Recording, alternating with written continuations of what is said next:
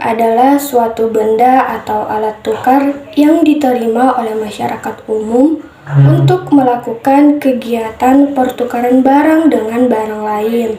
Adapun ciri-ciri uang agar penggunanya efisien. 1.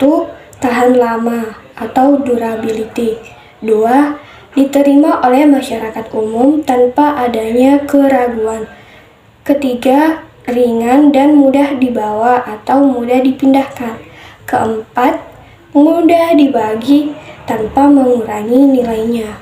Yang kelima, kualitas barang cenderung sama. Yang keenam, nilainya cenderung stabil. Yang ketujuh, tidak mudah untuk dipalsukan. Adapun fungsi uang. Fungsi uang terbagi menjadi dua, yaitu fungsi uang asli dan fungsi uang turunan. Fungsi asli uang antara lain: 1. Sebagai alat tukar, maksudnya menggantikan dari sistem barter. Yang kedua, uang sebagai satuan hitung, yaitu mengukur tingkat nilai suatu barang dengan barang lain. Contohnya, harga pensil itu 2.000, sedangkan harga buku harganya 20.000. Berarti buku nilainya lebih besar dibandingkan dengan pensil. Fungsi turunan uang antara lain: 1. Sebagai alat pembayaran yang sah. Kedua, sebagai alat pembayaran hutang. Ketiga, sebagai alat penimbun kekayaan. Keempat, sebagai alat pengalih kekayaan. Kelima, sebagai standar dan ukuran pembayaran di masa depan. Keenam, sebagai alat untuk menabung. Dan yang ketujuh, yaitu sebagai alat pendorong kegiatan ekonomi. Selanjutnya C. Nilai dan jenis-jenis uang. Nilai uang terdiri dari pertama yaitu nilai intrinsik, nilai yang digunakan untuk membuat uang atau harga barang bahannya. Kedua, nilai nominal, nilai yang tertera pada uang. Ketiga, nilai internal atau tukar, nilai yang menunjukkan daya beli uang. Keempat, nilai eksternal, nilai uang bila dibandingkan dengan valuta asing. Berdasarkan pihak yang membuatnya, uang terbagi menjadi dua. Yang pertama ada uang kartal, di mana uang kartal ini merupakan uang logam atau uang kertas yang dikeluarkan oleh bank sentral untuk melakukan transaksi jual beli sehari-hari. Yang kedua ada uang giral, di mana uang giral ini merupakan alat pembayaran berupa cek, bilet giro yang dikeluarkan oleh bank umum sebagai alat pembayaran. Cek atau bilet giro ini dapat ditarik dari simpanan ataupun deposito di bank umum. Selanjutnya, berdasarkan negara yang mengeluarkannya, uang terbagi menjadi dua. Yang pertama adalah uang dalam negeri. Uang dalam negeri merupakan uang yang dibuat dalam suatu negara dan berlaku dalam negara tersebut. Yang kedua, uang luar negeri. Uang luar negeri yaitu uang yang beredar dalam suatu negara tetapi dibuat oleh negara lain. Faktor-faktor yang mempengaruhi jumlah uang yang beredar antara lain: faktor pertama, kebijakan bank sentral berupa kebijakan moneter. A. Open market policy atau operasi pasar terbuka dilakukan dengan penjualan obligasi, SBI dan SPBU. B. Cash ratio policy dilakukan dengan menaikkan cadangan kas minimum. C. Discount policy atau kebijakan diskon dilakukan dengan menaikkan suku bunga agar masyarakat menabung. D. Kredit selektif dilakukan dengan memberi kredit kepada yang sifatnya produksi bukan konsumsi. E. Pencetakan uang dapat dilakukan dengan menambah atau membatas pencetakan uang. F. Sanering pemotongan nilai mata uang. Selanjutnya faktor yang kedua, pengaruh luar negeri, misalnya pinjaman luar negeri. Yang ketiga, surplus perdagangan ekspor impor. Yang keempat, pajak. Yang kelima, tingkat pendapatan masyarakat. yang keenam selera konsumen, yang ketujuh harga barang. Itu permintaan dan penawaran uang. Permintaan uang ialah jumlah uang yang diinginkan oleh seluruh masyarakat untuk mengadakan transaksi pada suatu wilayah dan waktu tertentu. Dan penawaran uang ialah jumlah uang yang ada dan siap beredar untuk keperluan transaksi bagi masyarakat pada suatu wilayah dan waktu tertentu. Agar perekonomian dapat berjalan dengan baik, jumlah uang yang ada harus cukup untuk membeli barang dan jasa yang dihasilkan.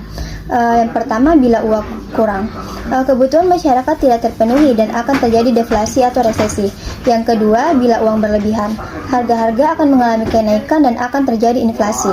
Faktor yang mempengaruhi permintaan uang dikemukakan teori pendapatan atau preferensi likuiditas. Motif-motif dalam memegang atau menyimpan uang antara lain: yang pertama, motif transaksi. Orang menyimpan uang untuk membayar transaksi sehari-hari. Yang kedua, motif berjaga-jaga. Orang menyimpan uang karena merasa tidak pasti terhadap pendapatan yang tidak tetap. Yang ketiga, motif spekulasi. Orang menyimpan uang karena berspekulasi akan ada risiko dalam investasi uangnya. Jenis-jenis uang terbagi berdasarkan bahan pembuat, nilai uang, pihak yang mengeluarkan, dan negara yang mengeluarkan. Berdasarkan bahan pembuatannya, uang terbagi menjadi dua, yaitu pertama uang logam, yaitu uang yang terbuat dari logam yang tahan lama, mudah dikenali dan dibagi-bagi, misalnya emas atau perak. Di zaman sekarang, uang logam sudah tidak terbuat dari emas atau perak, melainkan nikel atau aluminium, dan nilainya dilihat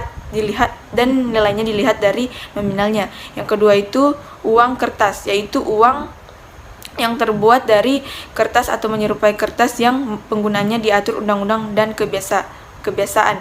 Berdasarkan nilai uang, uang terbagi menjadi dua, yaitu pertama uang bernilai penuh, yaitu uang yang nilai nominalnya sama dengan nilai intrinsiknya, contohnya uang dinar. Yang kedua itu uang tidak bernilai penuh atau tanda, yaitu uang yang nilai nominalnya lebih besar daripada nilai intrinsiknya, contohnya uang kertas. Faktor lain yang mempengaruhi permintaan uang: 1. Pendapatan. 2. Tingkat suku bunga. 3. Selera. 4. Harapan tentang harga barang. 5. Sistem atau cara pembayaran yang berlaku. 6. Alternatif bentuk kekayaan. 7. Kecepatan peredaran uang. Faktor yang mempengaruhi penawaran uang: 1. Pendapatan. Makin tinggi pendapatan, maka makin banyak uang yang beredar. 2. Tingkat suku bunga. Makin tinggi tingkat suku bunga, makin banyak orang yang tertarik untuk menyimpan uang. 3. Selera masyarakat. Kenaikan permintaan masyarakat terhadap suatu barang akan mempengaruhi jumlah uang yang beredar. 4. Harga barang. Saat harga naik, maka peredaran uang masih cepat sehingga masih banyak uang yang beredar. 5. Fasilitas kredit. Makin tinggi tingkat penggunaan kredit, maka makin sedikit uang yang beredar. 6. Alternatif bentuk kekayaan. Makin banyak pilihan bentuk kekayaan masyarakat, makin sedikit uang yang beredar. Jumlah penduduk. Makin banyak jumlah penduduk, makin banyak dan makin cepat uang beredar. Kedelapan, keadaan geografis. Di perkotaan, uang yang beredar lebih banyak dan lebih cepat dibanding pedesaan. Struktur ekonomi. Struktur ekonomi negara agraris berbeda dengan negara industri. 10. Perkembangan iptek. Uang yang beredar lebih banyak dan lebih cepat beredar dibanding di negara lain. Selanjutnya yaitu peran uang. Uang ini dalam perekonomian dimanapun itu di suatu negara pasti menjadi suatu hal yang vital karena menjadi tempat atau media untuk melakukan sebuah pembangunan, untuk mengatasi kemiskinan, kayak semuanya itu pakai uang. Nah, kalau kita berbicara peranan uang di perekonomian, kita tidak akan lepas dengan dua sektor, yaitu sektor real perekonomian dan sektor moneter. Sektor real ini berhubungan dengan barang dan jasa.